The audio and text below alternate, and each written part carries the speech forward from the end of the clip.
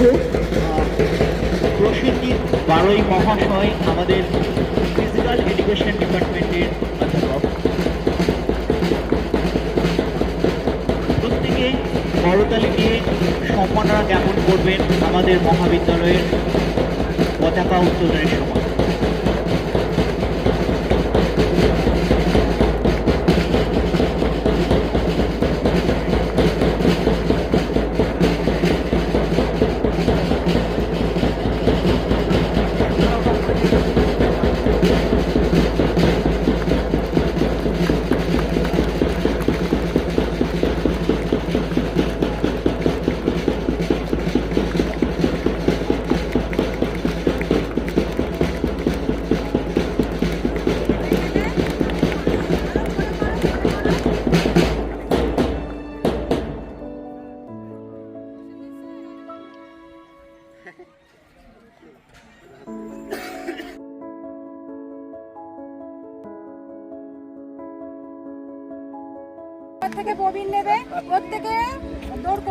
মশাল প্রজ্বলন করছেন মাননীয় গভর্নিং বডির সভাপতি শ্রী সমীর কুমার পোদ্দার মহাশয়। মশাল প্রদক্ষিণ করবেন আমাদের মহাবিদ্যালয়ের ছাত্র বাবুল, অয়ন, রনি এবং প্রবীণ।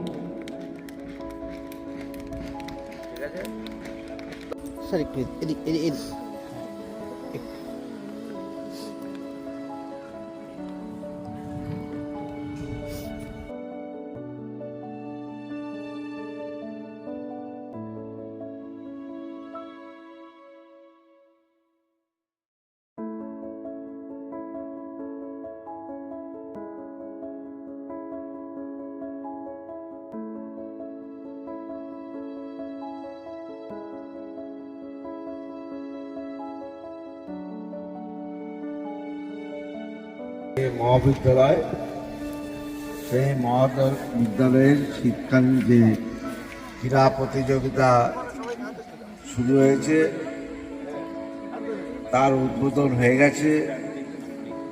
আমি প্রথমেই এই মহাবিদ্যালয়ের যিনি আমাদের প্রিন্সিপাল ডক্টর সুব্রত দাসকে, আর সেই সাথে আমাদের যে গত বেশ কয়েক বছর ধরে এই মহাবিদ্যালয়ে যিনি দায়িত্ব নিয়ে কাজ করেছেন, অপর্ণা রায় সহ যে সমস্ত শিক্ষক, শিক্ষিকা, শিক্ষাকর্মী এবং আমার গভর্নিং বডি মানসী বিশ্বাস ও ননীগোপাল শাহ সদস্য,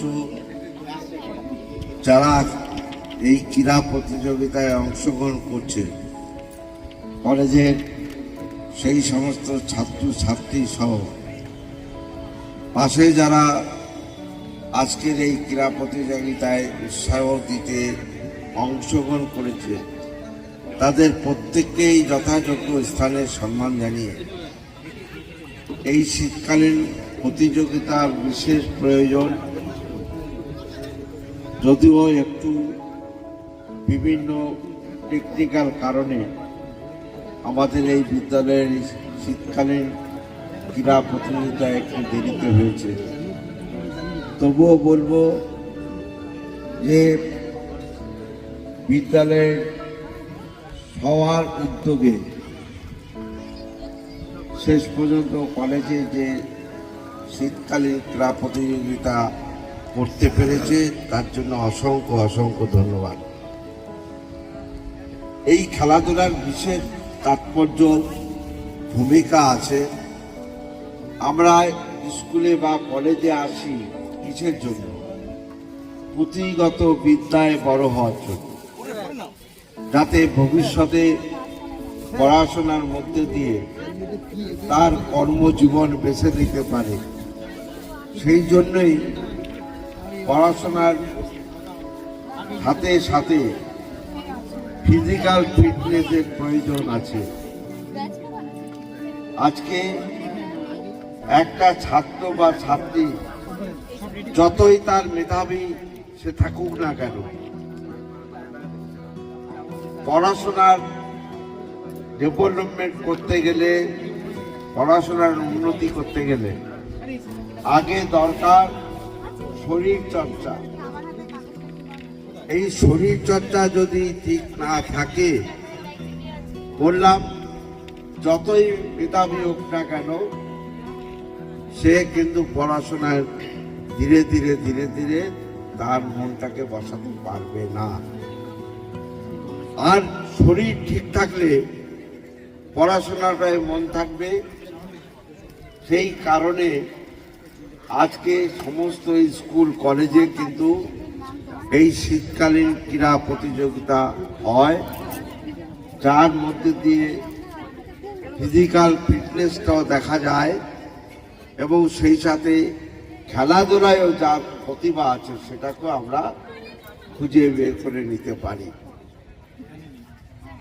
অনেক সময় আমরা দেখেছি কর্মজীবনে পড়াশোনার পাশাপাশি খেলাধুলার মধ্য দিয়েও অনেকেই কর্মজীবনে আমরা দেখেছি ঢুকেছে, তারা চাকরি বাকরি করছে।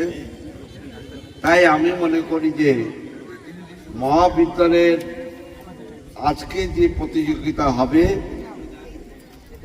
এই প্রতিযোগিতার মধ্য দিয়ে আমরা ক্রীড়া জগতের প্রতিভাবানদের খুঁজে বের করতে পারব। তাই ক্রীড়া জগৎ এবং পুঁথিগত বিদ্যার একটা অঙ্গাঙ্গিভাবে জড়িয়ে আছে, দুটোরই প্রয়োজন আছে তার ভবিষ্যতের মধ্যে দিয়ে তার কর্মজীবনকে শুরু করতে পারবে। যারা অংশগ্রহণ করেছে, যারা সহযোগিতা করার জন্য আজকে এই বিদ্যালয়ের যারা মহাবিদ্যালয়ে যারা উপস্থিত হয়েছে, প্রত্যেককে আমার তরফ থেকে আবার প্রীতি, শুভেচ্ছা, ভালোবাসা ও আন্তরিক অভিনন্দন জানিয়ে আমার বক্তব্য শেষ করছি। ধন্যবাদ, নমস্কার।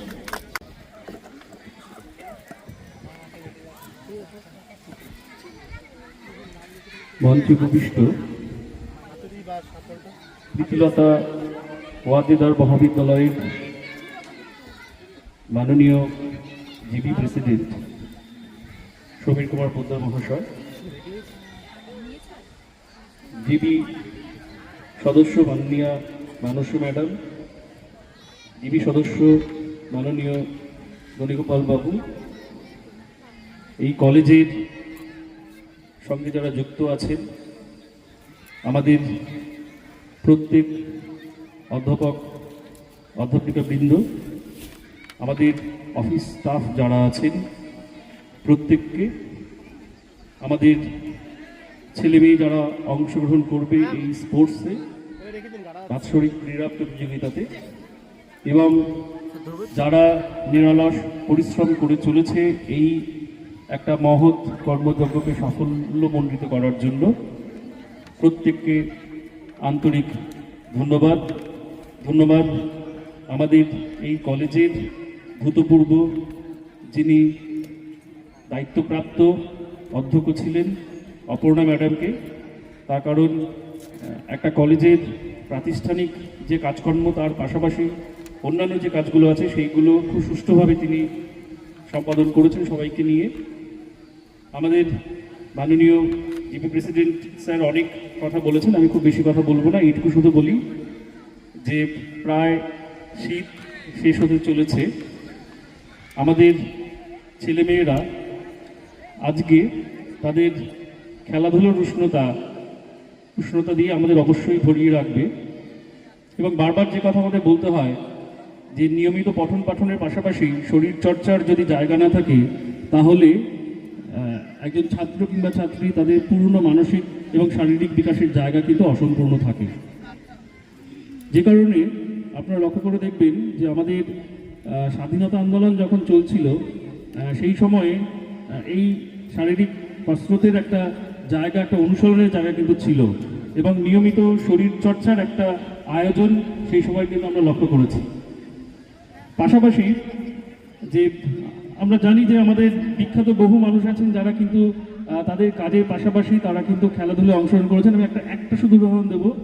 আপনারা জানেন যে স্বামী বিবেকানন্দ, যখন স্বামী বিবেকানন্দ হননি, তিনি কিন্তু একটি ক্রিকেট ম্যাচে অংশগ্রহণ করেছিলেন এবং স্পিন বল করতেন, অনেকগুলো উইকেট পেয়েছিলেন।